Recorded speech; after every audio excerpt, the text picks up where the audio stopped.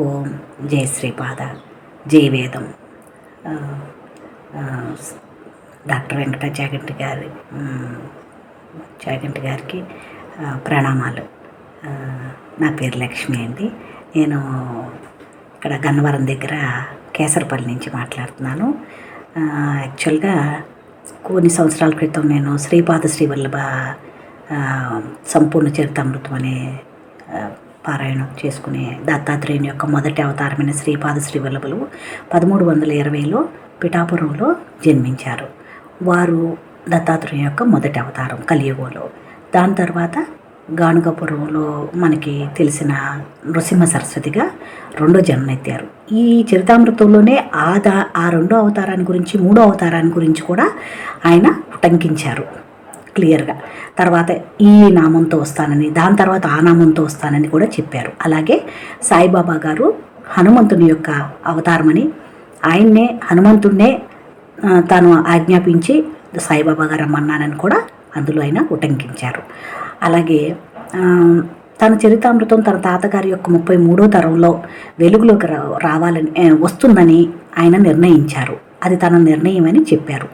అలాగే తన 33వ తరంలో వారి వ్యక్తి ద్వారా సంస్కృత ప్రతి అనువదించబడి తెలుగులోకి, అది సంస్కృత ప్రతిని విజయవాడలోని కృష్ణానదిలో నిమజ్జనం చేయాలని, తర్వాత ఆ తెలుగు ప్రతిని తీసుకుని అక్కడ పిఠాపురం వచ్చి ఆ సంస్థానం అప్పటికే ఏర్పడుతుందని, ఆ సంస్థానంలో ఆ రోజున ఆయన పాదాల దగ్గర పారాయణ జరగాలని, అలా జరుగుతున్నప్పుడు గాణుగాపురం నుంచి అతను ఆశించకుండానే ప్రసాదం అందుతుందని ఆయన చెప్పారు. అలాగే చెప్పినట్టుగానే జరిగి వాళ్ళ మేనమామ గారైన 33వ తరంలోని మేనమామ వరుస అయిన వారి ద్వారా ఆ చరితామృతం వెలుగులోకి రావటం, అప్పటికే ఆ సంస్థానం ఏర్పడటం, ఇదంతా జరిగినాయండి.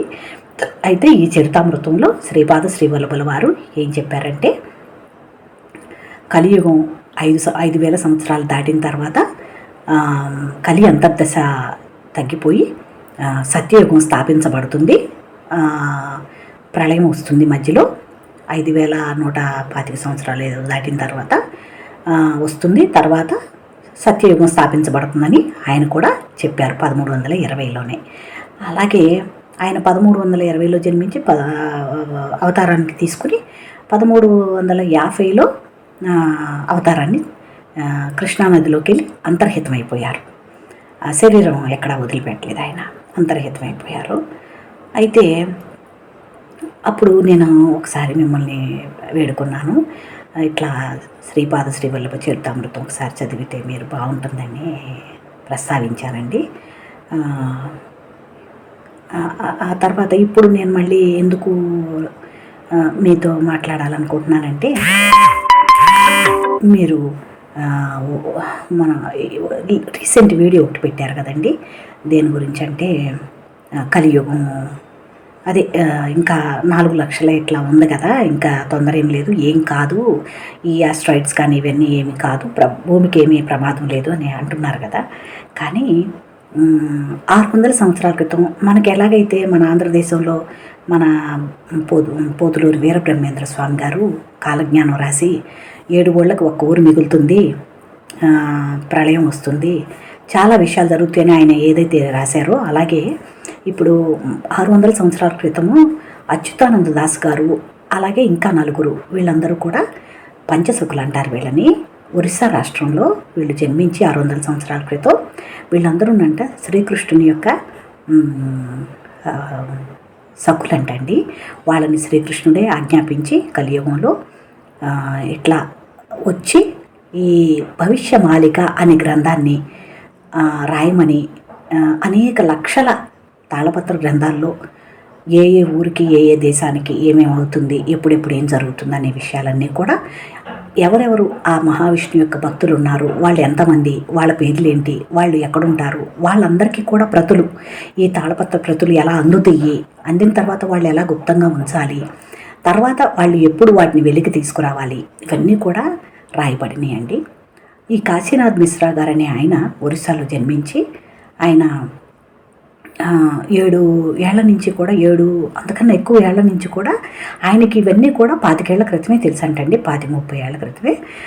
అప్పటి నుంచి ఎప్పుడైతే ఆదేశం అందిందో ఆయనకి వీటిని ప్రచారం చేయమని 7 సంవత్సరాల నుంచి మొదట ఒడియా భాషలో ఆయన ప్రచారం చేస్తూ ఉన్నారు. కల్కి ఎలా అవతరిస్తారు, ఎప్పుడు అవతరిస్తారు, ఎలా అవతరిస్తారు, అవతరించే ముందేం జరుగుతుంది, అవతరించిన తర్వాత ఏం జరుగుతుంది, అసలు ప్రపంచంలో ఏం జరుగుతుంది, ఏ ఏ విషయాలు జరుగుతాయి అని ఎంతో కూలంకషంగా కూడా ఆయన చెప్తూ వచ్చారు. తర్వాత హిందీ ఛానల్ కూడా ఓపెన్ చేశారు. హిందీ ఛానల్ ఓపెన్ చేసిన తర్వాత నేను కూడా కొన్ని సంవత్సరాలు ఫాలో అయ్యానండి. ఆయన చెప్పిందన్నీ కూడా అలాగే జరుగుతూ వస్తున్నాయండి. దాంట్లో ఆయన ఉటంకించారనమాట. 4 లక్షల పైన ఉండే ఈ కలియుగం ఏ రకంగా 5,000కి కుదించబడింది, ఎందుకు కుదించబడింది అని వివరంగా ఆ పంచసకులు వ్రాసారంటండి. ఏమిటంటే అదే చెప్పాను కదండి, కొన్ని మహాపాపాలు, కొన్ని పాపాలు, ఇట్లా సాంఘాతికమైన ప్రపంచంలో జరుగుతున్న గోవధ జరుగుతున్న వల్ల ఎన్ని వేలో లక్షలు నా సరిగ్గా గుర్తులేదండి, కొన్ని వేల సంవత్సరాలు ఎలా ఆయుర్దాయం కలియుగం యొక్క ఆయుర్దాయం తగ్గిపోయిందో, అలాగే ఏమంటారు, భ్రూణ హత్యలు అనుకోండి, దొంగతనాలు అనుకోండి, మరి అయితే అనేక రకమైన పాపాలు, మానవులు చేస్తున్న అనేక విధములైన పాపాలు ఎలా ఏ కారణమైనయో కలియుగం యొక్క ఆయుర్దాయం తగ్గిపోవటానికి ఆయన వివరంగా చెప్పారండి కొన్ని వీడియోస్లో. అందువల్ల అది నేను అర్థం చేసుకున్నానండి.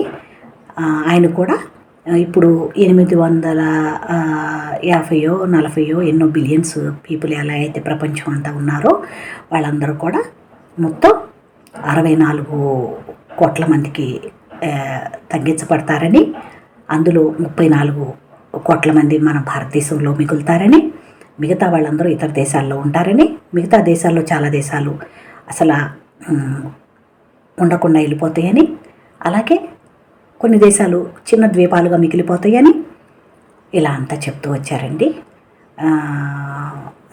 ఆయన చెప్పినట్టుగానే చాలా విషయాలు జరుగుతూ ఉన్నాయండి ప్రస్తుతం.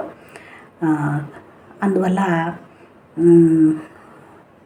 అంటే మీరు అందరికీ కూడా ఇప్పుడు ఆస్ట్రాయిడ్స్ కానీ ఏది కానీ వచ్చినా భయం లేదని అంటూ చెప్తున్నారు కదండి. భూమికి వచ్చే భయం ఏమీ లేదు, ఇంకా కలియుగం చాలా ఉందని చెప్తున్నారు కదండి. అందువల్ల నేను ఒక్కసారి, ఆయన పండితుడు, మీరు పండితులు, ఆయన్ని చాలామంది పండితులు కూడా కలిశారు. కలిసిన వాళ్ళందరూ కూడా అర్థం చేసుకుని దాన్ని వాళ్ళు కూడా అంగీకరించి అదే చెప్తున్నారు. కాబట్టి ఒకసారి మీరు కూడా అవకాశం ఉంటే మీ ఇద్దరు కూర్చొని మాట్లాడుకుంటే బాగుంటుందేమోనని, తద్వారా మీరు ఏదన్నా చెప్పేది ప్రజలకి అది సత్యమై ఉంటే బాగుంటుందని అని నా కోరికండి. అంతే తప్ప వేరే ఏమీ లేదండి. నేను అందుకనే వేడుకుంటున్నాను. నాకు ప్రశ్న ఏమీ లేదండి. కాకపోతే ఇటువంటి ఒక జ్ఞానం ఉందని ఇది మీకు కూడా తెలిస్తే మీరు మరి ఎలా స్పందిస్తారో, నమ్ముతారో నమ్మరో నాకు తెలియదండి. కానీ ఒకసారి తెలుసుకుంటే తప్పు లేదేమో, తెలుసుకుని అది ఎంతవరకు నిజమో కాదో మీరే నిర్ణయించుకుంటారని నా ఆలోచన అండి. అందుకనే నేను మీకు చెప్పాలనిపించిందండి. అంతే తప్ప ఇంకేం లేదండి. జై శ్రీపాద అండి, జై వేదం అండి, జై సనాతన ధర్మం. ఓం నమస్తే. నేను doctor Venkata Chaganti, president, university of applied Vedic sciences. Lakshmi గారి ఆవేదన విన్నారు కదండి. ఆవేదన అంటే ఏదో బాధ అని కాదు, ఆవేదన అంటే నివేదించడం కూడా అవుతుంది అనమాట, అంటే తెలపడం కూడా అవుతుంది. సో ఆవిడ శ్రీపాద వల్లభ ఆయనకి భక్తురాలు, అలా అని చెప్పబడింది అందులో ఆవిడ. సో అలానే ఇంకా నెక్స్ట్ ఎవరు దత్తాత్రేయ అవతారం, ఈ అవతారం తీసుకున్న వాళ్ళందరూ ఉన్నారు. ఆయన లాస్ట్కి ఆవిడ గురువు గారు ఎవరో పేరు చెప్పారు. ఆయన్ని మీరు కలిసి మాట్లాడితే, మీ ఇద్దరు పండితులు కదా, కూర్చొని మాట్లాడుకుంటే బాగుంటుంది. విషయం ఏంటంటే ఆవిడకి అర్థమైంది అంటే కలియుగం 5,000 చిల్లర సంవత్సరాలు ఉంటుంది. ఆ తర్వాత సత్యయుగం స్టార్ట్ చేయిస్తారు ఆయన. అని చెప్పి ఏదో చెప్పుకొచ్చారు. బాగుందండి లక్ష్మి గారు. తప్పకుండా మాట్లాడదాం, ఏమో దానిలో మాట్లాడడానికే ఉంది. సో ఇప్పుడు నన్ను ఆ పుస్తకం ఏదో చదవమని చెప్పారు. తప్పకుండా అండి చదువుదాం. ఏం ప్రాబ్లం ఏమో చదువుతాం తప్పకుండా లక్ష్మి గారు. అయితే కొన్ని విషయాలు మరి మీరు ఇంత చెప్పినప్పుడు 9 నిమిషాల సేపు మీరు చెప్పారు. మీకు ఏం ప్రశ్న లేదన్నారు లాస్ట్కి. సో నేను జనరల్గా ఇంత విననమ్మా. ఏదైనా ప్రశ్న ఉంటే మీరు 1 నిమిషమో 2 నిమిషాలు ప్రశ్న వేయాలి. కానీ మీరు ఈ చెప్పినందుకు అందరికీ కూడా నివేదించడానికి ఉపయోగపడుతుందని మీ యొక్క శాంతమైన వీడియో నేను పెట్టాను అక్కడ. సో విషయం ఏంటంటే, బాగుంది ఆయన పుస్తకాన్ని నేను చదవాలి, కానీ ఆయనతో మాట్లాడాలి, బాగుంది. కానీ నాకు పొద్దున్న లేచిన దగ్గర నుంచి నా కార్యక్రమంలో ఏంటంటే, ఉదయం లేచి కాలకృత్యాలు ముగించుకొని సంధ్యావందనం చేసేస్తాను నేను. సో సంధ్యావందనంలో నేను అనేక విషయాలు చర్చలోకి వస్తాయి నాకు. వాటిలో ఏంటంటే వాటిలో నేను భగవంతుడితో చర్చిస్తూ ఉంటాను అన్నమాట. సో ఆ చర్చించడంలో నాకు సమయం, నాకు అక్కడికే నేను డీవియేట్ అయిపోతుంటా. కొద్దిసేపు చర్చించేటప్పటికే నేను వేరే విషయాలు మళ్ళీ రోజంతా ఏం చేయాలి కార్యక్రమాల్లో మనకి డీవియేషన్ వస్తుంది. మళ్ళీ లాక్కొని వచ్చి మనసును కూర్చోబెట్టి చర్చిస్తూ ఉంటాను అనమాట. సో ఇవన్నీ జరుగుతాయి. తర్వాత హోమ ప్రక్రియ, యోగాసనాలు ఇవన్నీ జరుగుతాయి కాబట్టి ప్రతిరోజు ఎంత వీలైతే అంత చేస్తాను, వీలు కానప్పుడు చేయను. కానీ సంధ్యావందనం మటుకు గ్యారంటీగా చేసేస్తాను. ఎందుకంటే స్నానం చేయాలి కదా, స్నానం చేసిన తర్వాత మరి ఇది చేయాలి తప్పదు అనమాట. సో సంధ్యావందనంలో చర్చించడం జరుగుతుంది. సో వేదంలో ఉన్న మంత్రాల సహాయంతో నేను చర్చిస్తూ ఉంటాను. వేద మంత్రాలని ఆలోచిస్తూ ఉంటాను అన్నమాట. సో ఆలోచనలోనే సమయం గడిచిపోతుంది రోజంతా.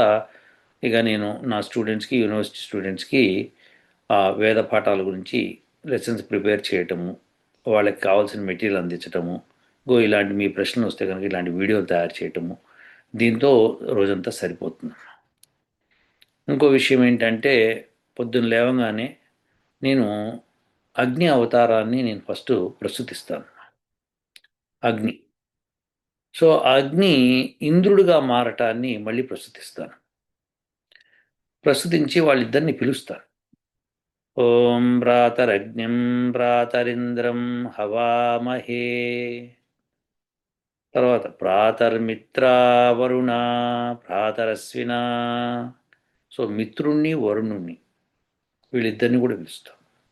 అశ్వినం, ఇద్దరు అశ్వినులు, వాళ్ళిద్దరిని కూడా పిలుస్తాను. మరి పైన వాళ్ళందరినీ పిలిచి అగ్ని ఇంద్రుడిగా అవతారం తీసుకుంటాడు, ఇంద్రుడు మిత్రుడుగా అవతారం తీసుకుంటాడు, మిత్రుడు వరుణుడుగా అవతారం తీసుకుంటాడు, ఆ వరుణుడు అశ్వినులుగా అవతారం తీసుకుంటాడు. అంటే ఈ మిత్రావరుణులు ఇద్దరు కలిసి ఆ అవతారం తీసుకుంటారు. సో ఇలా ఈ అవతారాలు ఒకదాని తర్వాత వాళ్ళ చరిత్ర చదవడానికే వేదంలో చాలా ఉంది. ప్రాతర్భగం భూషణం.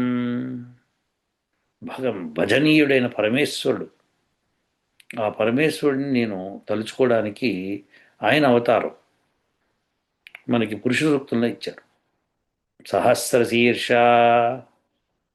సో ఇది అనేకమైన శిరస్సులు కలిగింది. సహస్రాక్ష సహస్రపాత్. అనేకమైన కళ్ళు, అనేకమైన చేతులు, అనేకమైన కాళ్ళు ఉన్న పరమాత్ముడి గురించి యోచించటం, ఆయనతో చర్చించడానికే సమయం సరిపోదు. కాబట్టి మీరు చెప్పే అవతారాల గురించి నాకు తెలియదమ్మా. తెలియనప్పుడు నేను అతిగా మాట్లాడలేని విషయం. కానీ నేను చెప్పే అవతారాల గురించి నేను మాట్లాడను. సో సహస్ర శీర్ష, అనంతమైన శిరస్సులు. ఒక్కసారి ఊహించండి అమ్మ లక్ష్మి గారు, అనంతమైన శిరస్సులు ఎవరికి ఉంటాయి? అసలు మనం చూడగలుగుతామా అనంతమైన శిరస్సులు? చూడగలుగుతామండి. మనం ప్రతిరోజు మనుషుల్ని కలుస్తున్నాము, జంతువుల్ని కలుస్తున్నాము, క్రిమి కీటకాదులన్నిటినీ మనం చూస్తున్నాం. వీటన్నిటిలోనూ ఆయన ఉండి ఈ ప్రపంచాన్ని పరికిస్తూ ఉంటాడు. ఆ పరమాత్ముణ్ణి నేను ఆయన అవతారం నుంచి మాట్లాడతానమ్మా. నేను ఆయనే ఈ వల్లభాచార్యుడు అని మీరంటే నేను ఒప్పుకునే పరిస్థితిలో ఉండనమ్మా. ఎందుకంటే వేదంలో స్పష్టంగా చెప్పారు. చెప్పి ఇంకో ఈ అవతారం తీసుకుంటా తప్పితే ఇంకే అవతారం తీసుకోనని చెప్పాడు. సో ఏది? సహస్ర శీర్ష, సహస్రాక్ష, సహస్రపాత్. అన్ని భూములు, ఎక్కడెక్కడ భూమి ఉందో అన్నీ కూడా ఆయన కాళ్ళు. ఉమ్. ఎక్కడెక్కడ సూర్యులు ఉన్నారో అవన్నీ కూడా ఆయన తలకాయ, శీర్ష శీర్ష అంతరిక్షం అంతా ఆయన నాభి. ఇలా ఆయన గురించి వర్ణన జరిగింది. సో ఆ వర్ణనలో మనకి ప్రతి చోట ఆయనే కనిపిస్తాడు. కాబట్టి ఆ పరమాత్ముణ్ణి మనము అలా కొలుచుకుంటాం. మనుషుల రూపంలో నాలో నీలో అందరిలోనూ పరమాత్ముడు ఉన్నాడు. ఇప్పుడు మీరు చెప్పే వల్లభ, ఆయన, ఇంకెవరో దత్తాత్రేయ, వీళ్ళందరూ కూడా వెరీ గుడ్ అమ్మా, మీకు బాగానే ఉంది, మీరు నమ్ముతున్నారు, బాగానే ఉంది. కానీ వేదంలో ఇలా చెప్పారు. అయితే కొంతమంది మీ తరఫున మాట్లాడే వాళ్ళు ఉంటారు.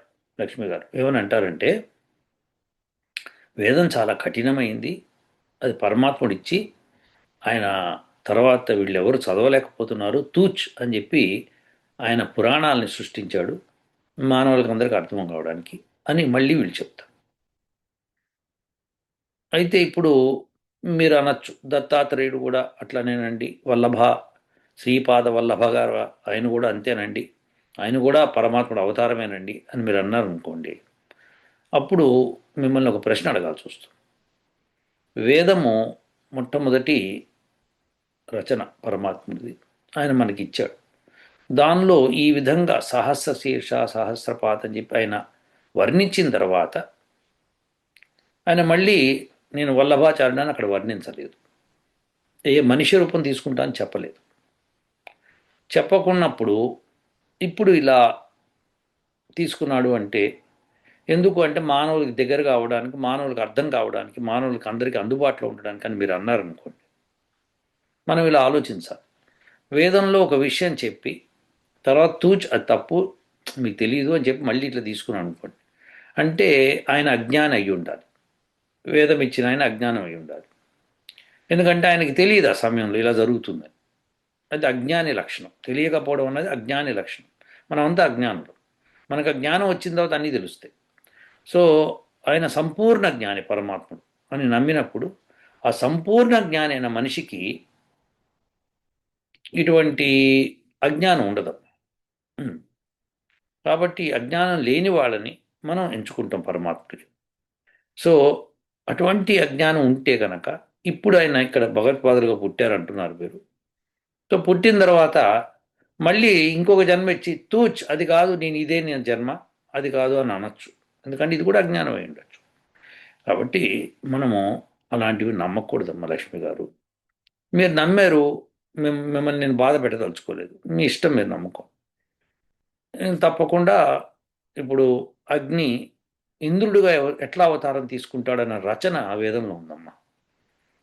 అది తెలుసుకుందుకే సమయం సరిపోవట్లేదు నాకు. అలానే ఇంద్రుడు ఎలా మిత్రుడి కింద మారతాడు, అవతారం ఎట్లా తీసుకుంటాడు, సో అది తెలుసుకుందుకే సమయం లేదు. అది తెలుసుకుంటుంటే ఇంకా తెలుస్తోంది, ఇంకా ఇంకా చదవాల్సి వస్తుంది. సో అలానే మిత్రుడు వర్ణుడి కింద ఎట్లా మారతాడు, అబ్బో అద్భుతం. సో ఇవన్నీ కూడా మనకి వేదంలో ఉన్నాయి. అవి చదువుతూ ఉంటేనే, అవతారాల గురించి చదువుతుంటేనే మనకు సమయం సరిపోవట్లేదు. ఇంకా శ్రీపాద వల్లభ లేకపోతే ఇంకో దత్తాత్రేయ ఇవి చదివే అంత స్కోప్ లేదు. మీరు అనొచ్చు, వీళ్ళకు చరిత్ర చదివితే అసలు అంతా జ్ఞానం వచ్చేస్తుంది, ఇంకేం ఉండదు. లేదండి లక్ష్మి గారు, రాదండి అలా. ఎందుకంటే మీకు రాలేదు కదా, మీకు ఇంకా వేదం గురించి తెలియలేదు. సో మీకు వేదం గురించి తెలిస్తే కనుక ఇవన్నీ కూడా ఉత్తి మాటలని మీకు అర్థమవుతుంది. ఇలా అని మిమ్మల్ని బాధ పెడుతున్నాం అనుకోవద్దు. మీలాంటి వాళ్ళు చాలామంది ఉన్నారమ్మా. మేమేం పండితులం కాదు, మేమేం ఇది కాదు, మేము మామూలు భక్తులు అని మీరు అనుకోవచ్చు. మీరు భక్తి అయితే మీరు ఉంచండి, నో ప్రాబ్లం, మీరు భక్తిగా ఉండండి, ఆయనకి మీరు సేవ చేసుకోవచ్చు. మీ గురువుగారు ఎవరైతే ఉన్నారో మీరు వాళ్ళకి నమస్కారం చేసుకోవచ్చు, మీరు వాళ్ళు చెప్పింది మీరు వినొచ్చు, నాకేం అభ్యంతరం లేదు.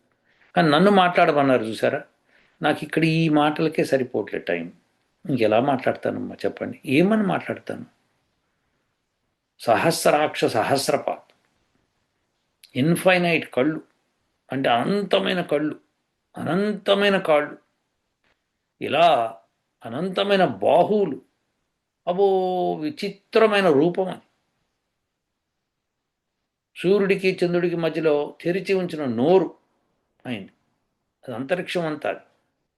ఇలా ఆయన గురించి, ఆయన హృదయస్థానం ఏమిటి, ఆయన బాహువులేంటి, ఆయన నాభి ఏమిటి, ఆయన తొడలేమిటి, ఆయన కాళ్ళేమిటి, ఆయన తలేమిటి, ఆయన కళ్ళేమిటి, ఆయన చెవులేమిటి, ఆమె నాసికా పుటాలేమిటి, ఆయన నోరేమిటి, ఇదంతా వర్ణన బ్రహ్మాండంగా వేదంలో ఉంది. ఈ అనంత సృష్టి అంతా ఆయన వర్ణన, ఆయన ఆయన రూపం. ఆ రూపాన్ని చూడ్డానికే మనకి సమయం సరిపోదమ్మా. దాని గురించి తెలుసుకుందుకు అవతారాలు ఎన్ని ఉన్నాయి అందులో, అంటే విపరీతమైన అవతారం. ఒక అవతారం నుంచి ఇంకో అవతారం, అంతరిక్షం నుంచి వాయువు అవతారం, వాయువు నుంచి అగ్ని అవతారం, అగ్ని నుంచి జల అవతారం, జల నుంచి పృథివీ అవతారం. ఇవన్నీ వేదంలో అనేక విధాలుగా రాసి ఉన్నాయి. అది తెలుసుకోవడానికే నాకు సమయం సరిపోవట్లేదు. ఇంకా మీరు చెప్పిన మీ గురువు గారిని కలిసి మాట్లాడేంత సమయం నాకు ఉండదు. ఆయన నేను తక్కువ చేసి మాట్లాడటం లేదు. ఆయన మీకు గురువు, ఆయనకు నమస్కారం. కానీ నేను వేదం చదువుతానమ్మా. ఇది. ఇంకోటి ఏంటంటే, నలుగురు ఋషులకి వేదం ఇవ్వబడింది మొట్టమొదటి. వాళ్ళు ఇంకొకరికి ఇచ్చారు, ఇంకొకరికి ఇచ్చారు. అలా వాళ్ళ నుంచి బ్రహ్మాన్ని ఆయన తీసుకున్నాడు. ఆయన 4 వేదాలు చదివాడు.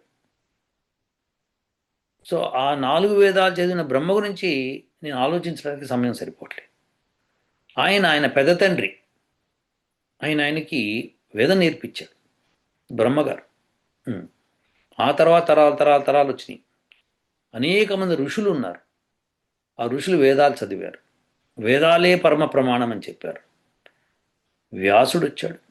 వ్యాసుడు వేదమే పరమ ప్రమాణం అని చెప్పాడు. వేదాన్ని ఆయన వ్యాసం చేశాడు. సూక్తాల కింద చక్కగా మార్చిపెట్టాడు. చాలామంది వేదాన్ని 4గా విభజించాడు అని అంటారు. తప్పది, వాళ్ళకి తెలియదని అర్థం. ఆయన సూక్తాల కింద విభజించాడు తప్పితే వేదాలను విభజించలేదు. వేదాలు ఆల్రెడీ ఋక్, యజు, సామ, అథర్వణ వేదాల కింద ఫస్ట్ మొట్టమొదటే 4 ఋషులకు వచ్చినాయి. ఆయనే వ్యాసుడే రాశాడు ఆ విషయాన్ని. ఇంకా అనేక మంది ఋషులు రాశారు. తర్వాత శంకర భగవత్పాదులు వచ్చారు. ఆ శంకరాచార్యుడు ఆయన గురించి తెలుసుకోవడానికి, ఆయన అవతారం గురించి తెలుసుకుందుకే సమయం సరిపోవట్లేదు. ఆయన తర్వాత మహర్షి దయానంద సరస్వతి వచ్చారు. ఆయన గురించి తెలుసుకోవడానికి సమయం సరిపోవట్లేదు. వీళ్ళందరూ వేదం చదివిన వాళ్ళమ్మా. వేదంలో నిష్ణాతులు వీళ్ళు. వేదం ఏం చెప్పిందో వాళ్ళు చక్కగా చెప్పారు. సో ఆ తర్వాత అనేక మంది పెద్దవాళ్ళు వేదాన్ని చదువుతూ ఇప్పటిదాకా నా దాకా వచ్చారు. నా తర్వాత కూడా ఉన్నారు. సో ఇలా వేదాన్ని అనేక మంది చదువుతున్నారు. సో ఈ వ్యాసులు వారు చెప్పిన తప్పు అవుతుంది, శంకరాచార్యులు వారు చెప్పిన తప్పు అవుతుంది. ఒకవేళ మీరనే భగవత్పాదులు ఎవరైతే శ్రీపాద వల్లభులు ఎవరైతే ఉన్నారో వాళ్ళని మీరు అవతారం కింద నమ్మితే, వాళ్ళకి సంపూర్ణ జ్ఞానం కావాలంటే వేదం చదవాలి.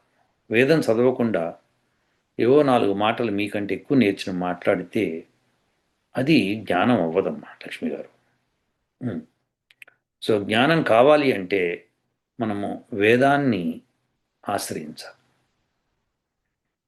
ఇంకో విషయం ఏంటంటే, నేను ఉదయం లేచి తత్సవితుర్వరేణ్యం అని గాయత్రి మంత్రం చదువుతాను.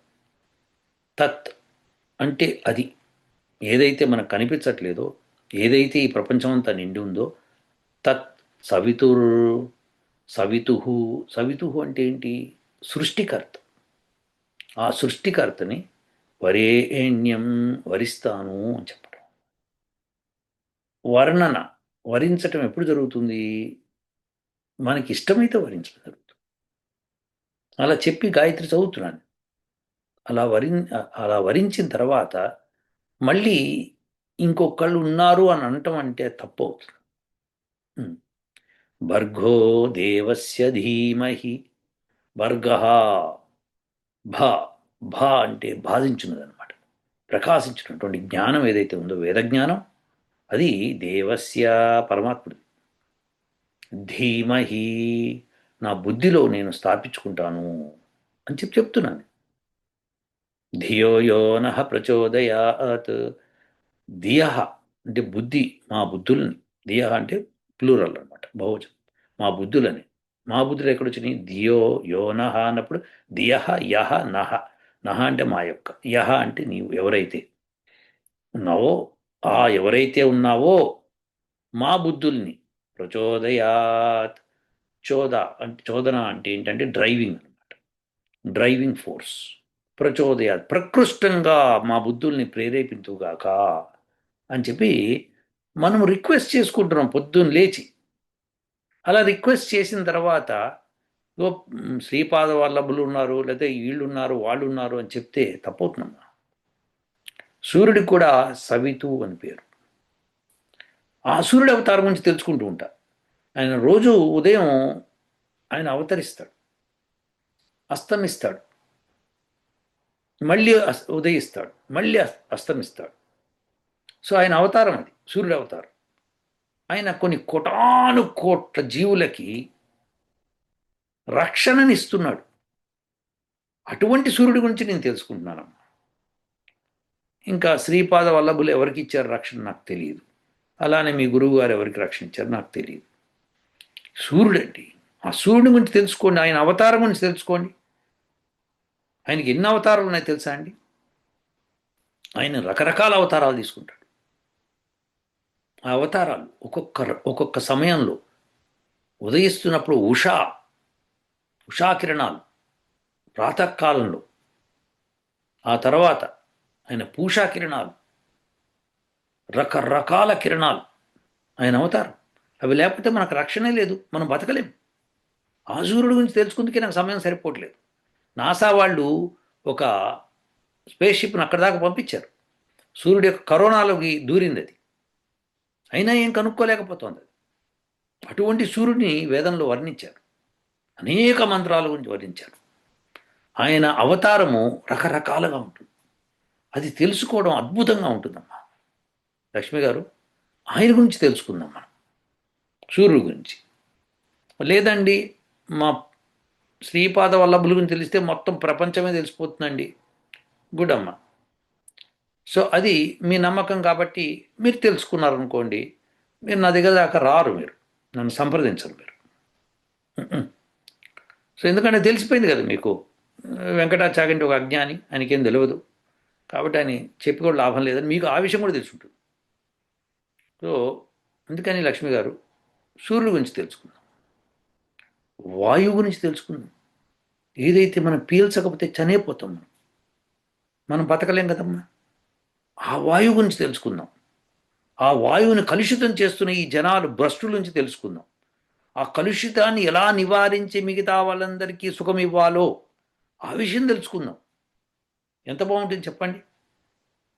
కలుషితమైన వాతావరణంలో ఎంతమంది చనిపోతున్నారు. ఇప్పుడు ఢిల్లీలో పొల్యూషన్ చూసారా, విపరీతం. దాన్ని ఎట్లా నివారించాలి, ఆ వాయువు గురించి స్టడీ చేద్దాం, ఆ అవతారాన్ని తెలుసుకుందాం. వాయువు యొక్క అవతారం తెలుసుకున్నప్పుడు విశ్వరూపం కనిపిస్తుంది మనకి. ఆ వాయువు పవిత్రపరుస్తుంది. అటువంటి వాయువునే కలుషితం చేస్తున్న ఈ భ్రష్టుల గురించి తెలుసుకుందాం. తెలుసుకొని ఆ భ్రష్టత్వాన్ని పక్కన పెట్టడానికి ప్రయత్నం చేస్తూ హోమాలు, యజ్ఞాలు, యాగాలు చేద్దాం. అదమ్మా పరిస్థితి. అలా మనకి వేదం చెప్తుంది. అగ్ని, ఏ అగ్ని అయితే సువర్ణాన్ని, మిగతా ధాతువులతో కలిసి ఉన్న సువర్ణాన్ని ఆ అగ్ని వేరుపరుస్తుంది. ధాతువులు వేరే ఏవైతే ఉన్నాయో ఆ యొక్క కల్మషాన్ని తీసేసి బంగారాన్ని మెరిసేటట్టుగా చేస్తుంది. ఆ అగ్ని గురించి తెలుసుకుందాం. ఏ అగ్ని అయితే ఆహుతులు తీసుకొని మనకి స్వచ్ఛమైన ఆహుతులు మళ్ళీ తిరిగిస్తుంది, ఇచ్చి వాతావరణం దేవతలందరికీ ఇచ్చి వాళ్ళందరినీ పుష్టి చేస్తుంది. ఆ పుష్టి చేయడం మూలంగా మనం ఆరోగ్యంగా బతుకుతాం, మనం దివ్యంగా ఆనందాన్ని పొందుతాం, మన శరీరము ఆనందం పొందుతుంది ఆ యజ్ఞం చేయటం మూలంగా. సో ఆ ప్రజాపతి గురించి తెలుసుకుందాం, యజ్ఞ ప్రజాపతి గురించి తెలుసుకుందాం. అది ఇంకా బ్రహ్మాండం. వేదం అంతా అదేనమ్మా. అది చదువుతూ ఉంటే అసలు సమయం సరిపోదు మనకి. ఇంకా ఇంకా జ్ఞానం పెరుగుతూనే ఉంటుంది. అద్భుతంగా ఉంటుంది. ఆ అగ్ని వాయువులు ఇద్దరు కలిసి జలాన్ని సృష్టించారు. ఆ జలము దాహార్తి తీరుస్తుంది. ఆ జలం లేనిదే మనకి శక్తి రాదు. ఆ జలాన్ని గురించి తెలుసుకుందాం. ఆ జలము అగ్నితో కలిసి వాయువుతో కలిసి పృథివిగా ఏర్పడింది. ఈ భూమిగా ఏర్పడింది. ఆ భూమి గురించి తెలుసుకుందాం. భూమిలో అగ్నిపర్వతాలు పగులుతుంటాయి, తర్వాత ఆ, భూకంపాలు వస్తూ ఉంటాయి, జలప్లవాలు వస్తుంటాయి.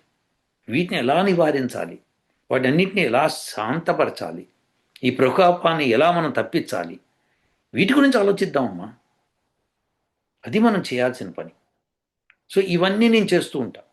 ఈ మధ్యలో ఐన్స్టీన్ ఒకడు వస్తుంటాడు, నా సిద్ధాంతం ఇదిరావై మీరు వినాలంటాడు. అది వింటుంటా. మళ్ళీ ఇంకో సైంటిస్ట్ వస్తాడు, అది కాదు ఇది అంటాడు. అది వింటూ ఉంటా. ఈ మధ్యలో నాసా వస్తుంటుంది, వచ్చి వచ్చేస్తుంది ఆస్ట్రాయిడ్ కొట్టేస్తుంది అంటాడు. అది వింటూ ఉంటా. ఇంకొకడు ఇంకో సైంటిస్ట్ ఉంటాడు, అబ్బే 3I అట్లాస్ వస్తుంది, అది ఏదో చేస్తోంది మనని, అక్టోబర్ 29 కల్లా మనం అంతా అంటాడు ఆయన. మరి అక్టోబర్ 29 ఇంకా కొన్ని రోజులు ఉంది, ఇంకా 4 రోజులు ఉంది. సో ఏమవుతుందని ఏం కాదు, కానీ ఎవరికి వాళ్ళు చెప్తూ ఉంటారు పుంకాలుగా. ఇది కాకుండా బ్రహ్మంగారు లాగా మీరు చెప్పారు, బ్రహ్మంగారు గురించి.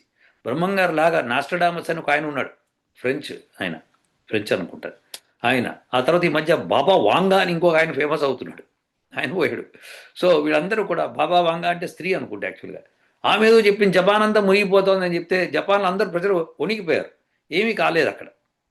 ఇప్పుడు వరదలు వస్తాయి, వంకలు వస్తాయి, గాలులు వస్తాయి, అవన్నీ కూడా ప్రకోపిస్తూ ఉంటాయి.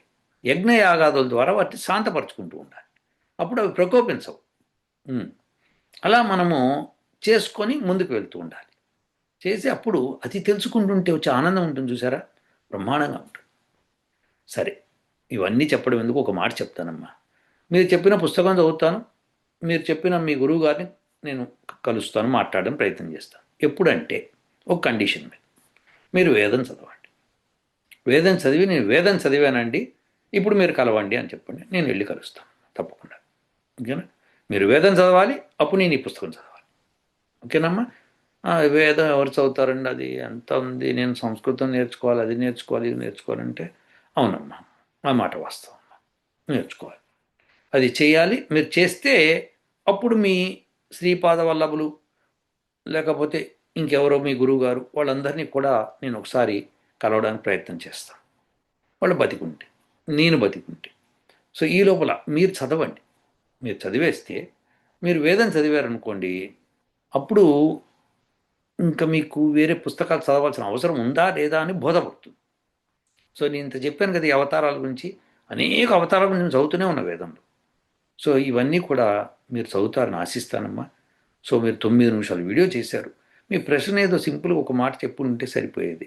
సో మీరు మీ యొక్క శ్రీపాద వల్లభులు, బ్రహ్మంగారు, ఈ దత్తాత్రేయ గారు, ఆ అవతారం, ఈ అవతారము ఇలా చెప్పారు.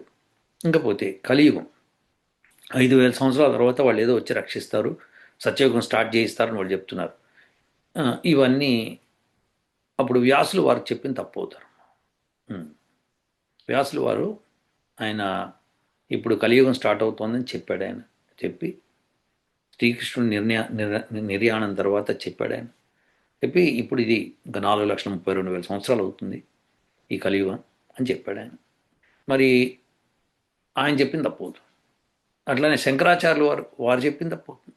ఎందుకంటే వాళ్ళు వచ్చి వేదమతం మళ్ళీ తిరిగి స్థాపించి జైనులతోనూ బౌద్ధులతోనూ శాస్త్రార్థం చేసి, నాయనలారా మీ మతం తప్పు అని స్థాపించి ఆయన ముందుకెళ్ళారు. మరి ఆయన ఈ 3,000 సంవత్సరాల కోసం ఆయన ఆ పని చేయక్కర్లేదు. పోతే పోయింది, ఎడబోదు ఊరుకోవచ్చు. ఆయన విషం పెట్టి చంపేశారు.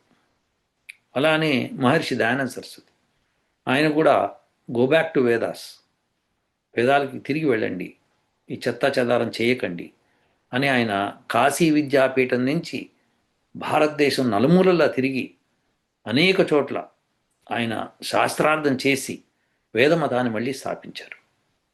మరి ఆయన కూడా వ్యర్థమైపోతుంది. సో ఇవన్నీ కూడా ఎవరైతే చెప్పుకు తిరుగుతున్నారో 5,000 సంవత్సరాల తర్వాత మేము సత్యయుగం స్థాపిస్తామని, వెరీ గుడ్ అమ్మ, అలా స్థాపించగలిగితే మంచిదే. కానీ అట్లా కాదమ్మా. కలియుగంలో ఏం కాదు, కలియుగం కూడా మంచి యుగమే.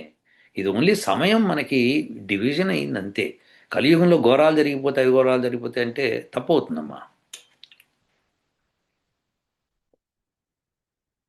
త్రేతాయుగంలో శ్రీరామచంద్రుడు ఉన్నప్పుడు ఆయన భార్యని ఎత్తుకుపోయాడు రావణాసుడు. అంతకంటే ఘోరం ఏం జరుగుతుంది చెప్పండి? ఋషుల్ని పట్టుకొని పచ్చి మాంసం తిని పారేశారు రాక్షసులు. వాళ్ళ ఎముకలు గుట్టలుగా పడి ఉన్నాయి అక్కడ. ఈ ఘోరం కలియుగంలో మీరు చూశారు ఎక్కడన్నా? లేదు. సో ప్రతి యుగంలోనూ ఘోరాలు సేమ్ స్టోరీ. రాక్షసులు ఉంటారు, దేవతలు ఉంటారు. మనం దేవతలం అవుదాం, ధర్మాన్ని స్థాపిద్దాం. ఇది మనం చెప్పే పని. లక్ష్మి గారు, బహుశా మీకు మిమ్మల్ని బాధ పెట్టుండొచ్చు, క్షమించండి అమ్మా, కానీ ఇది పరిస్థితి అమ్మా. సో నాకు సమయం ఇంతకంటే ఉండదమ్మా మాట్లాడడానికి. సో వేదం గురించి తెలుసుకుందుకే నాకు సమయం సరిపోవట్లేదు. ఇంకా వేరే విషయాలు తెలుసుకుందుకు నాకు ఎక్కడుంటుందమ్మా. ఉంటానండి. ఓ